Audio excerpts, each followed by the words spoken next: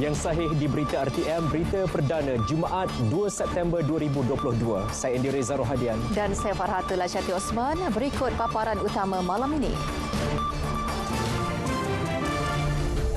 Peruntukan 1.3 bilion ringgit laksana 7 projek tebatan banjir di Kedah. Peranti siswa keluarga Malaysia diedarkan kepada penuntut IPT esok.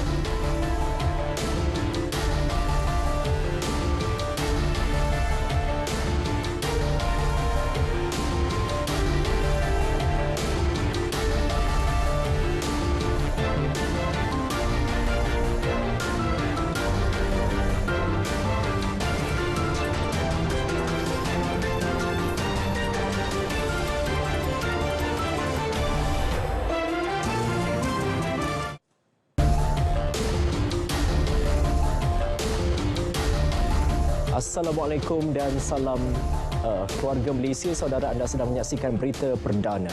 Jangan jadikan masjid sebagai tempat untuk mencerca sesama umat, bertelingkah dan gelanggang politik. Yang di-Pertuan Agong Al-Sultan Abdullah Riayatuddin Al-Mustafa Billah Shah bertitah, masjid seharusnya dijadikan institusi yang menerajui kebaikan, pusat kegiatan umat Islam, malah sebagai lilin yang menyinari masyarakat setempat. Jangan sekali-kali menjadikan masjid sebagai tempat untuk mencerca sesama umat, bertelingkah dan apatah lagi menjadi masjid sebagai sebuah gelanggang politik. Dalam hal ini, saya memang tidak membenar mana-mana pihak yang mempolitikkan rumah Allah ini. Jadilah ini satu ingatan kepada kita semua, dan saya harap tidak ada yang mempertikaikan arahan ini. Ini adalah untuk kesejahteraan dan kebaikan bersama kita umat Islam dan orang Melayu kita. Baginda bertitah demikian ketika majlis perasmian Masjid Baharu Bandar Tun Abdul Razak Jengkemaran. Pada majlis tersebut, Seri Paduka berkenan merasmikan dan memasyurkan masjid berkenaan dengan nama Masjid Al-Sultan Abdullah Riayatuddin Al-Mustafa Billah Shah. Turut berangkat pemangku Raja Pahang Tengku Hassan Al-Ibrahim Alam Shah dan kerabat Diraja Pahang serta barisan kepimpinan kerajaan negeri. Idea keluarga Malaysia diilhamkan kerajaan bukan retorik atau slogan semata-mata. Sebaliknya, semangat diterapkan dalam pentadbiran negara yang mengetengahkan kepentingan memelihara kesejahteraan rakyat. Perdana Menteri Datuk Seri Ismail Sabri Yaakob berkata, dalam konteks negara, rakyat merupakan satu keluarga yang terdiri daripada pelbagai agama, bangsa, kaum dan usia. Perdana Menteri berkata keutamaan semua pihak ketika ini adalah untuk memulihkan negara dan ekonomi tanpa memandang siapa ditimpa musibah. Menurut beliau, matlamat tersebut dapat direalisasikan dengan memberi penekanan kepada nilai keterangkuman, kebersamaan dan kesyukuran. Bagi merealisasikan hasrat kerajaan untuk menjadikan Malaysia sebagai sebuah negara maju dan berpendapatan tinggi, kuncinya ada di tangan kita, seluruh keluarga. Ini kerana hanya dengan keharmonian sahaja kita mampu mendapatkan kesetaraan politik dan kemakmuran ekonomi. Oleh itu saya mengajak seluruh keluarga Malaysia untuk terus teguh bersama menjadi sebuah keluarga Malaysia yang hanis sejahtera. Beliau berkata demikian ketika berucap sempena jelajah aspirasi keluarga Malaysia di perkarangan Stadium Darul Aman.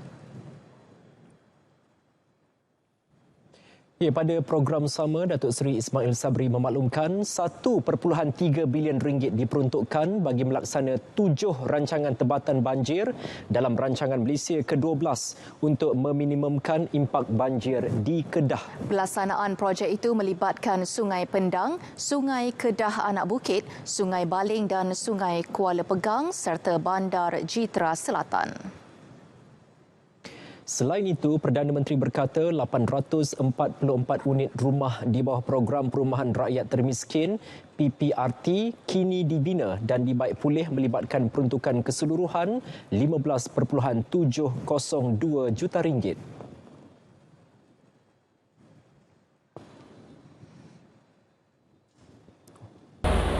Melihat kepada isu politik hidup dan kesejahteraan keluarga miskin tegar dan miskin, kerajaan telah memperkenalkan program perumahan rakyat miskin atau PPRT dengan menyediakan kediaman yang lebih selesa dan tidak.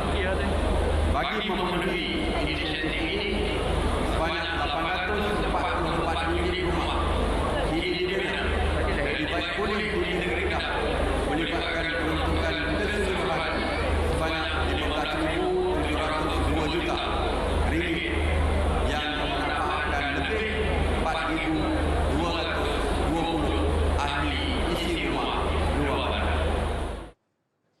Kerajaan turut merancang membina sebuah pusat kanser wilayah utara PKWU di Sungai Petani di bawah peruntukan Rolling Plan keempat RM ke-12. Turut diumum perancangan membangunkan laluan 4 lorong dari Pokok Sena ke Bandar Durian Burung dan peruntukan RM1.13 bilion bagi pembangunan sekolah dan institusi pendidikan melibatkan 109 projek baharu dan sedia ada. Begitu juga RM425 juta bagi menaik taraf laluan 7 daripada persimpangan Lencongan Barat ke persimpangan 3 Kemboja, selain peruntukan RM526 juta untuk menaik taraf Jalan Persekutuan Gerik Kupang lunas. Peranti siswa keluarga Malaysia akan diedarkan kepada penuntut institusi pengajian tinggi awam dan swasta yang terpilih esok.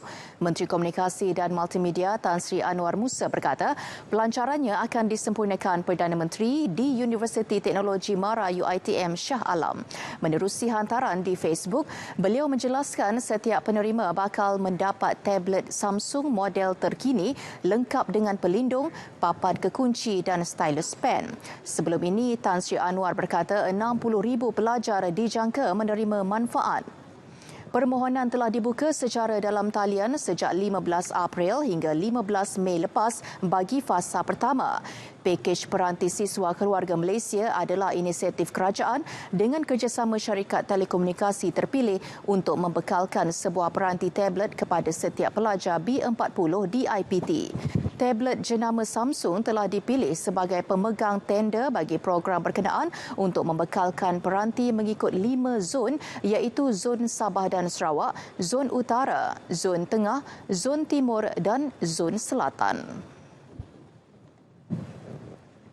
Sementara itu, Setiausaha Bahagian Infrastruktur dan Aplikasi Kementerian Komunikasi dan Multimedia Muhammad Nazrul Marzuki berkata hampir 97,000 permohonan untuk tablet program peranti siswa keluarga Malaysia Fasa 1 telah pun diterima setakat ini.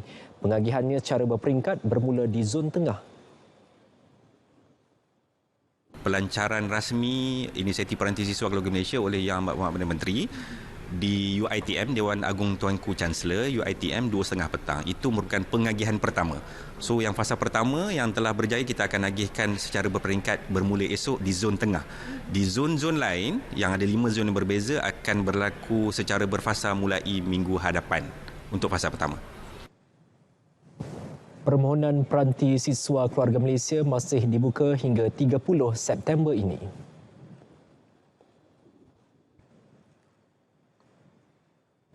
16 daripada 80 lokaliti yang dikesan mengalami kelewatan projek pembasmian kemiskinan tegar keluarga Malaysia BMTKM akan diselesaikan minggu depan sebelum bermulanya fasa kedua pertengahan bulan ini. Menteri di Jabatan Perdana Menteri Ekonomi Datuk Seri Mustafa Mohamed berkata kelewatan itu berpunca daripada kos yang tidak berbaloi, ketidaksesuaian projek selain projek yang makan masa panjang. Setakat ini, 64 lokaliti sudah memulakan projek itu melibatkan 2,200 penerima manfaat. Mereka sudah menjalani latihan kursus sama ada memasak, menjahit atau berniaga. Jadi program ini akan dipantau dengan rapi setiap bulan. Beza dulu dan sekarang, Dulu mungkin dari segi pemantauannya kurang, ya. Yang ini di bawah ADO, ya. Ada ketua kampung, ada ahli parlimen sekali sebulan. Ya. Kalau ada masalah akan diambil langkah-langkah penambahbaikan. Beliau berkata demikian selepas mengadakan lawatan dan menyerahkan 2 bakul makanan di 2 kediaman di Tanjung Sedili, Kota Tinggi. Saudara, walaupun kadar inflasi negara meningkat 4.4% kepada hampir 128% pada Julai tahun ini berbanding 122.5% pada Julai tahun lalu, kadar itu masih lagi terkawal. Malah, Malaysia masih mengekalkan kedudukan sebagai negara rendah inflasi. Ya, fakta ini diperakui oleh ahli korporat dan penganalisis ekonomi sebagai gambaran keberkesanan pelbagai langkah yang dilakukan pasukan khas jihad tangani inflasi dalam memastikan kadar inflasi terkawal. Ia termasuk mengawal harga barangan seperti harga minyak masak yang diumumkan secara berkala. Kita ikuti laporan wartawan Mohan Chinasami.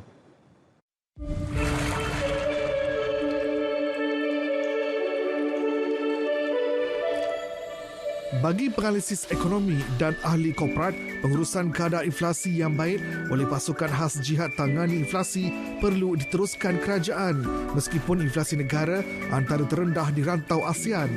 Ini bagi memastikan rakyat tidak terkesan dengan cabaran peningkatan kos sara hidup yang turut dihadapi seluruh dunia ketika ini. Isu-isu jihad against inflasi ini adalah amat baiklah. Ia menunjukkan kerajaan agak peka dengan kepentingannya untuk mengkawal inflasi. Tapi saya ingin nyatakan inflasi ini memang menyeluruh. Kita tak boleh harapkan kerajaan sajalah ataupun badan-badan yang di bawah kerajaan ini untuk mengawal inflasi. Kita sebagai rakyat pun boleh mengambil langkah tersendiri untuk mengawal inflasi dengan mengurangkan perbelanjaan untuk benda-benda yang tidak terlalu penting. Kita ada banyak program-program dan juga informasi-informasi yang diedarkan melalui social media, maka kita percaya lebih ramai pengguna itu dia tahu sedar hak mereka dan juga perbandingan harga dan sebagainya. Jadi ini membolehkan mereka memilih dan juga membuat keputusan yang baik dalam membeli dan secara keseluruhannya memberi apa dikatakan kesan kepada supply dan demand, permintaan dan juga penawaran yang akan menentukan harga pasaran. Jadi kesemua ini telah memberi impak yang positif dan juga telah berjaya mengurangkan inflasi secara signifikan. Berhubung 15 perkara yang mempunyai wajaran tinggi menyumbang kepada inflasi seperti kos sewa rumah, bil elektrik, rokok dan ayam, pasukan khas jihad tangani inflasi dicadang mengambil langkah proaktif melaksanakan kajian mengenai faktor berkenaan. Apa yang boleh dilihat di sini ialah bagaimana kawalan untuk setengah barangan yang menjadi faktor utama kepada kenaikan harga barangan dapat dikawal ataupun dapat diletakkan ceiling harga supaya harga barangan tersebut tidak menjadi terlalu tinggi dan menyebabkan kadar perubahan harga yang terlalu tinggi kepada pengguna. Dan dalam konteks ini juga, walaupun ianya adalah satu kaedah yang sementara, tetapi ianya boleh mengekang inflasi. Semalam dalam sidang media pasukan khas jihad tangani inflasi, Menteri di Jabatan Perdana Menteri Ekonomi Datuk Seri Mustafa Muhammad memaklumkan pasukan perlu memperhalusi daripada 15 wajaran tertinggi berkenaan. Keberkesanan pasukan khas jihad tangani inflasi dilihat sangat berjaya dalam menangani isu inflasi apabila semalam dalam sidang media khas telah diumumkan bahawa penurunan kadar inflasi di negara pada bulan Julai adalah 0.4%, menurun berbanding bulan Jun lalu iaitu 0.6%. Ini juga jelas menunjukkan bahawa keprihatinan kerajaan dan memastikan kebajikan rakyat terpelihara. Wan Chinasami, RTM. RM1 bilion dana sokongan diperuntukkan kerajaan bagi membantu pengoperasian perkhidmatan bas henti-henti di seluruh negara. Menteri Pengangkutan Datuk Seri Dr. Wee Ka Siong berkata penyediaan dana dibuat di bawah program transformasi perkhidmatan bas berhenti-henti SBST dan dana sokongan sementara bas berhenti-henti ISBSF. Menurut beliau, penambahbaikan perkhidmatan penting bagi memberi keselesaan dan bersesuaian kehendak penumpang.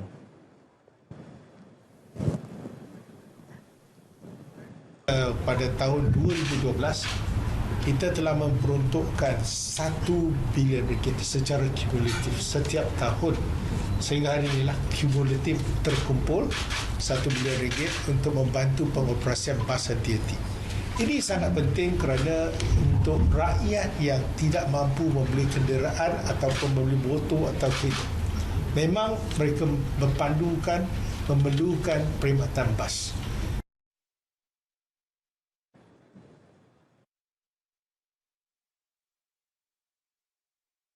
Pengecualian duty stamp ke atas surat cara pindah milik dan perjanjian pinjaman bagi pembelian rumah pertama secara peringkat atau tier harga rumah, iaitu bagi rumah berharga RM500,000 dan ke bawah. Insentif pengecualian duty stamp adalah sebanyak 100%. Yang kedua, bagi rumah berharga melebihi RM500,000 sehingga RM1 juta, insentif pengecualian sebanyak 50%. Pengecualian ini adalah bagi perjanjian jual beli yang disempurnakan dalam tempoh mulai 1 Jun 2022 sehingga Disember 2023.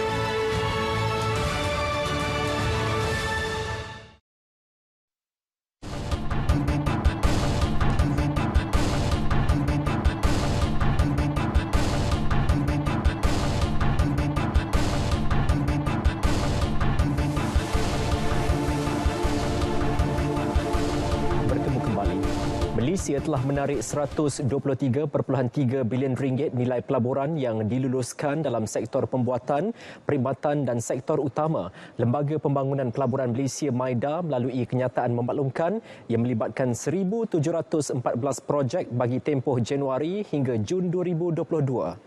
Menurut MIDA, nilai pelaburan itu dijangka mewujudkan 57,771 peluang pekerjaan di negara ini.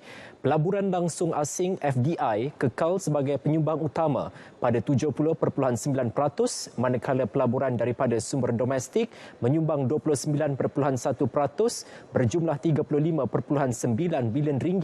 Sektor perkhidmatan memainkan peranan penting dalam memacu pemulihan ekonomi negara, menyumbang 63.3% daripada jumlah pelaburan diluluskan dengan RM78 bilion.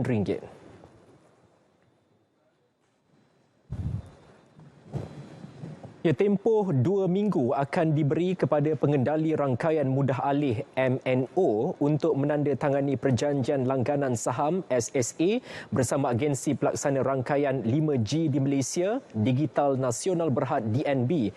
Menurut Menteri Kewangan Tengku Datuk Seri Zafrul Tengku Abdul Aziz, lanjutan yang bermula dari 31 Ogos itu diberikan berikutan 2 MNO menarik diri pada saat akhir. Di mana pada mulanya semua 6 syarikat sudah bersetuju, kita bagi tempoh sampai 31 Ogos. Pada 31 Ogos, 2 syarikat mula-mula kata ya, tetapi pada saat-saat terakhir telah mengatakan mereka tidak mahu atas sebab-sebab mereka sendirilah.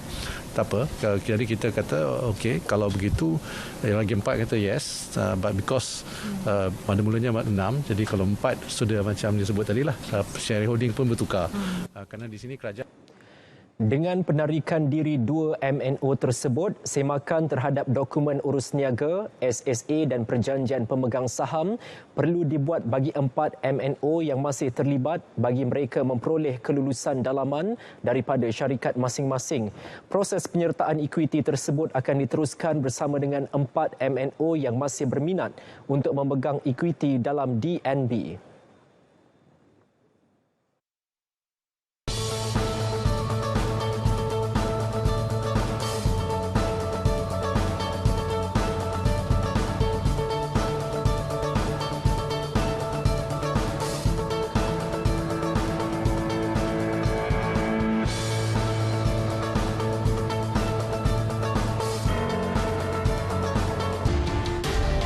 masih bersama Berita Perdana.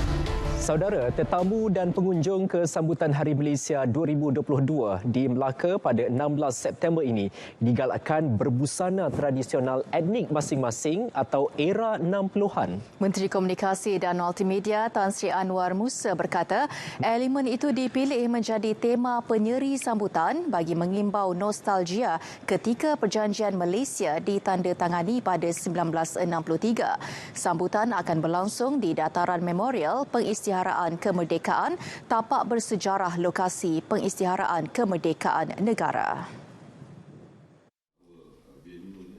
Dan digalakkan, lebih digalakkan lagi, busana yang bersifat silam, yang nuansa era tahun 60-an. Seberapa yang boleh supaya suasana dan mood yang dapat kita timbulkan pada malam itu ialah kebersamaan. Masih tema kita mengekalkan tema keluarga Malaysia teguh bersama, tetapi kita ingin menimbulkan nostalgia saat ataupun ketika mana negara terbentuk sebagai Malaysia pada September 1963. Beliau bercakap pada sidang media selepas mempengerusikan bersama Ketua Menteri Datuk Seri Sulaiman Mat Ali mesyuarat jawatan kuasa induk peringkat kebangsaan sambutan Hari Malaysia 2022 di Seri Negeri.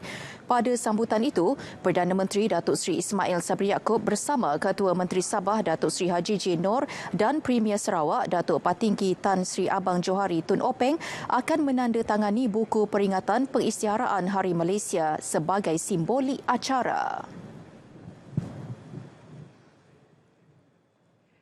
Institusi muzium dianggap sebagai gedung atau penjaga khazanah sesuatu bangsa dan warisan. Ia bukan sekadar tempat menyimpan segala artifak, namun peranannya lebih daripada itu sebagai wadah mendidik dan mengukuhkan jati diri.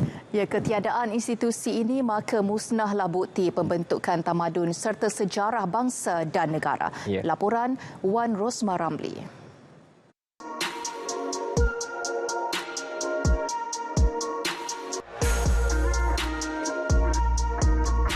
Daripada lebih 30 juta penduduk negara, berapa ramai yang pernah mengunjungi muzium?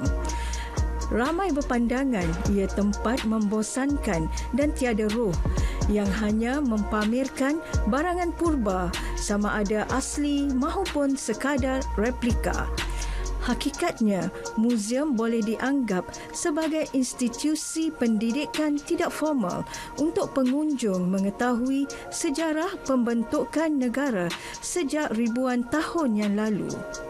Kalau kita pergi ke galeri A, boleh tengok macam mana pembentukan negara Malaysia, peta Malaysia dahulu kala yang sebelum berlakunya pemecahan Plat Sunda yang menyebabkan Malaysia terpisah daripada Indonesia. Jadi di situ kita boleh tengok bagaimana negara-negara kita ini berubah daripada zaman prasejarah hingga ke zaman kini. Jadi signifikannya ialah masyarakat dapat mengetahui sejarah peradaban negara itu sendiri. Di muzium, pengunjung boleh berinteraksi dengan artifak yang dipamerkan dan secara tidak langsung mampu meningkatkan kefahaman mereka tentang sesuatu peristiwa yang dilalui negara. Apatah lagi, ia mampu mewujudkan suasana seolah-olah berada pada era yang dimaksudkan. Sebab dia banyak beri info kepada anak. Memang saya bawa anak pun hari ini untuk cari info tentang Hari Kemerdekaan. Memang sesuai lah saya rasa, sebab dari bawah tadi kita boleh tengok, anak saya boleh tengok kan macam mana kita punya yang orang-orang itu dulu terdahulu, macam mana mereka nak survive kan. Dia pun teruja lah tengok lembing macam mana dia orang cipta tu kan. Jadi kat sini ada pendedahan yang lebih luas dan dengan cara ini dapat menarik minat murid untuk tahu tentang sejarah negara Malaysia. Apabila mereka tahu tentang sejarah negara Malaysia, dengan secara tidak langsung menanamkan semangat cintakan tanah air. Sejarah tercipta bukan untuk dilupakan. Dengan sejarah, kita pertahankan kemerdekaan. Dan dengan sejarah jugalah kita membina negara bangsa. Orosmah Ramli, RTM. Ahli Parlimen Kinabatangan Datuk Seri Bong Mokhtar Radin dan isteri Datin Seri Zizi Izzat diarah membela diri atas pertuduhan rasuah berjumlah 2.8 juta ringgit berhubung pelaburan unit amanah publik Mutual Berhad. Hakim Mahkamah Session Rozina Ayub membuat keputusan tersebut selepas pihak pendakwaan berjaya membuktikan wujudnya kes prima facie. Mahkamah turut menetapkan perbicaraan 14 hari bermula 23 September ini. Sejurus selepas keputusan, pihak pembelaan menuntut untuk memanggil 8 saksi termasuk tertuduh pertama iaitu Datuk Seri Bong Mokhtar, manakala tertuduh kedua Datin Seri Zizi Izzat turut memanggil 2 saksi termasuk dirinya. Pada 17 Mei lepas, pihak pendakwaan menutup kes selepas memanggil 30 saksi untuk memberi keterangan pada perbicaraan kes itu. Pendakwaan dikemukakan mengikut subsection 17A Akta SPRM dan boleh dihukum di bawah Seksyen 24(1) Akta sama yang memperuntukkan hukuman penjara tidak lebih 20 tahun dan denda tidak kurang 5 kali ganda nilai suapan atau RM10,000 mengikut mana lebih tinggi jika sabit kesalahan.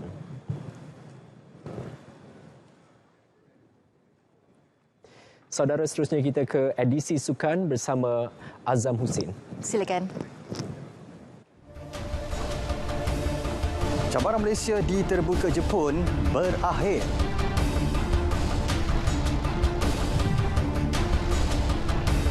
Kelantan FC intai khidmat Lim Yong Kim.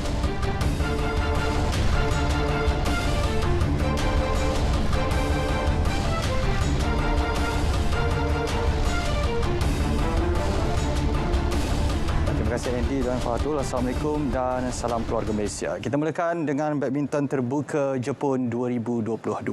Cabaran beregu profesional lelaki negara Ong Yew Sin, Teo Yi tersekat di pusingan suku akhir selepas tewas di tangan gandingan Korea Selatan Choi Sol-gyu, Kim Won-ho 17-21, 21-17 dan 21-13. Pasangan negara berjaya bermula dengan baik apabila mempamerkan strategi permainan berkesan untuk menang 21-17 di set pertama. Namun di set kedua, Choi Sol-gyu, Kim Won-ho bangkit dengan permainan lebih kemas dan serangan-serangan yang banyak memberikan mata untuk melakar keputusan 21-17 sekaligus mengheret ke set penentuan. Mereka meneruskan aksi konsisten di set penentuan dan kerap memerangkap Yu Sin dan Yi untuk melakukan kesilapan sekaligus menang 21-13.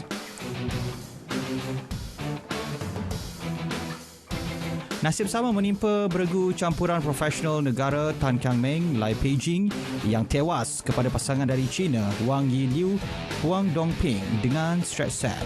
Gandingan itu yang juga pemenang pingat emas Olimpik Tokyo 2020 tidak menghadapi banyak masalah untuk menjinakkan pasangan negara di set pertama dengan keputusan 21-16. Set kedua juga tidak banyak berbeza walaupun Kiang Meng Peijing cuba untuk bangkit apabila kalah 21-12. Turut terkandas, satu lagi beregu campuran Ho Pangron, Toh Iwei. Majlis Sukan Negara MSN akan mempertimbangkan semula agar sukan angkat berat kembali sebagai sukan teras. Menteri Belia dan Sukan Datuk Seri Ahmad Faizal Azumu berharap sukan berkenaan dapat meneruskan momentum atau ditambah baik sementara menunggu keputusan. Sukan angkat berat telah membuktikan pencapaian cemerlang dalam Sukan SEA Hanoi dan Sukan Commonwealth Birmingham tahun ini. Sukan angkat berat telah membanggakan negara dengan begitu hebat di Sukan SEA, di Sukan Commonwealth. So obviously, tentunya pihak MSN akan mempertimbangkan mereka untuk kembali ke sukan teras, namun momentum pencapaian mereka ini mesti diteruskan, malah diperhebatkan lagi. Jadi tentunya kita akan memberi perhatian termasuk juga kepada sukan sepak takraw. Beliau menyatakan perkara itu selepas merasmikan majlis memperkenalkan barisan penaja utama bagi Sukan Malaysia SUKMA ke-20 yang akan berlangsung pertengahan bulan ini. MSN menerima tajaan lebih RM5 juta termasuk wang tunai, barangan dan perkhidmatan.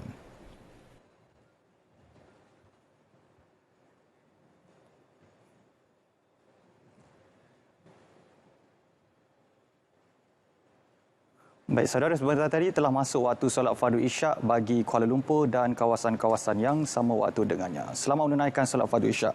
Baik, kita ke perkembangan seterusnya. Pemilik Kelantan FC, Norizam Tukiman mengakui berminat mendapatkan khidmat pengarah Akademi Mohtar Dahari AMD Lim Tiong Kim musim depan. Jelas Norizam, beliau ingin melihat lebih ramai bakat baharu digilap dengan kehadiran bekas jurulatih skuad bawah 19 tahun Bayern Munich tersebut. Ujar beliau, selain Tiong Kim, bekas pengendali skuad kebangsaan Datuk K. Raja Gopal turut berada dalam radarnya. Saya lebih suka menggilap bintang daripada menerima bintang. Itu saya. Saya lebih suka cari orang yang kau tak ada pengalaman, sini. Saya suka orang macam itu.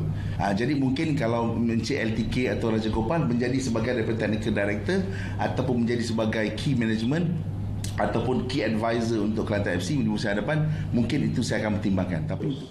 Namun jelas beliau, ini bakal bergantung pada hasil perbincangan yang akan diadakan kedua-dua pihak. Dia berkata demikian selepas majlis tanda tangan pemilikan saham TRW Kelantan FC di Ibu Negara. Dalam majlis itu, Kelantan FC mengumumkan syarikat Skyrian Berhad sebagai pemegang saham 5% syarikat dengan nilai RM3 juta. Beralih ke aksi Liga Super, pertembungan antara Sabah FC dan Kuala Lumpur KL City FC di Stadium Likas menyaksikan kedua-dua pasukan sama handal selepas mencatat keputusan seri 2-2. Dalam perlawanan tersebut, KL City terlebih dahulu membuka jaringan seawal minit ke-5 apabila pemain pertahanan Giancarlo Gallifoco menanduk kemas bola sepakan percuma Kapten Paulo Joshua. Sabah kemudian bangkit dengan asakan bertali arus ke kubu pelawat. Namun kecakapan penjaga gol Kevin Ray Mendoza berjaya melidakkan percubaan tuan rumah. Namun pada minit ke-47, Mendoza akhirnya tewas apabila pemain pertahanan kebangsaan Dominic Tan bijak memanfaatkan kesilapan Gallifoco dan Akram Mahinan yang gagal mengeluarkan bola di depan pintu gol. Akram bagaimanapun menebus kesilapannya dengan meledak gol kedua KL City pada minit ke-61 berisi tandukan menarik berpunca daripada sepakan percuma. Kedudukan itu tidak kekal lama apabila pemain sayap Sabah FC, Sadil Ramdhani, muncul wira buat pasukannya. Rembatan kencang yang menerusi sepakan percuma pada minit ke-85 memberi kelegaan buat skuad Sang Badak untuk mengutip satu mata.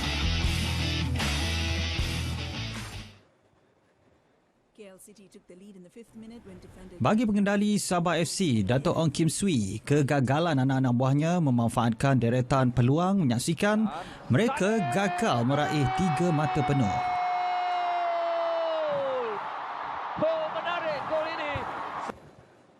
Dan kita tahu pasukan Kuala Lumpur pasukan yang bermain secara taktikal yang cukup baik dan mereka hadir untuk mendapatkan satu mata dan mereka berjaya ya.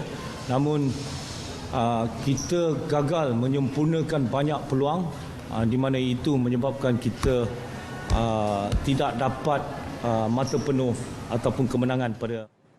Look, the way we play could be better always, but we miss so many players. We miss both strikers. Probably one of them only was here.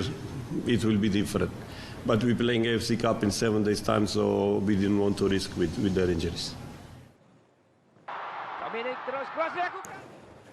Baik, paparan itu mengakhiri edisi Sukan 2 September 2022. Saudara saksikan kegemilangan Sukan Malaysia SUKMA ke-20 bermula 16 September ini. Hanya di RTM sebagai rakan penyiar rasmi #Demi Malaysia. Dengan itu saya Azamuddin Hussein. Assalamualaikum dan insya-Allah kita berjumpa lagi.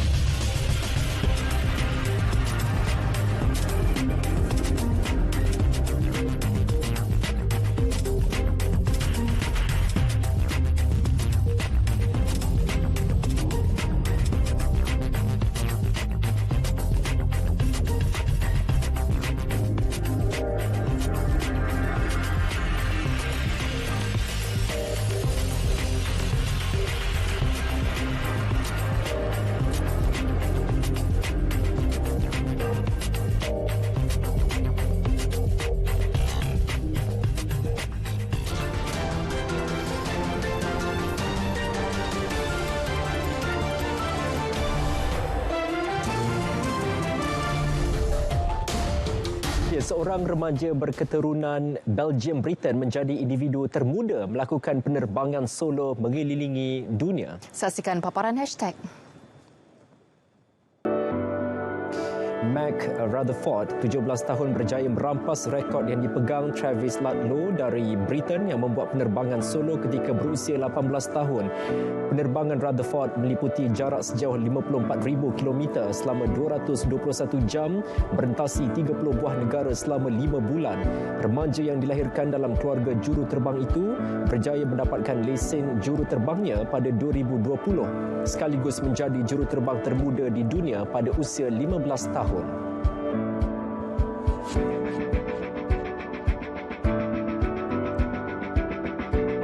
Di Southampton, Britain pula, seorang petani memecahkan Guinness World Records kategori hasil timun terpanjang dengan catatan 1.1 meter. Sebastian Suski menanam timun tersebut di kebunnya sejak 25 Mei lalu. Timun tersebut tidak akan dijadikan hidangan, sebaliknya ditempatkan di bangsal perebutan untuk menyerap benihnya kembali ke dalam tanah.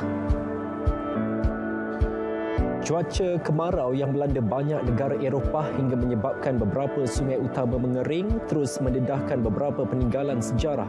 Terbaru, sebuah struktur perkampungan lama kem tentera Empayar Rom muncul sepenuhnya selepas paras air sungai 5 Spanyol menyusut. Struktur yang dipercayai berusia sekitar 2000 tahun itu ditemui dalam keadaan masih terpelihara.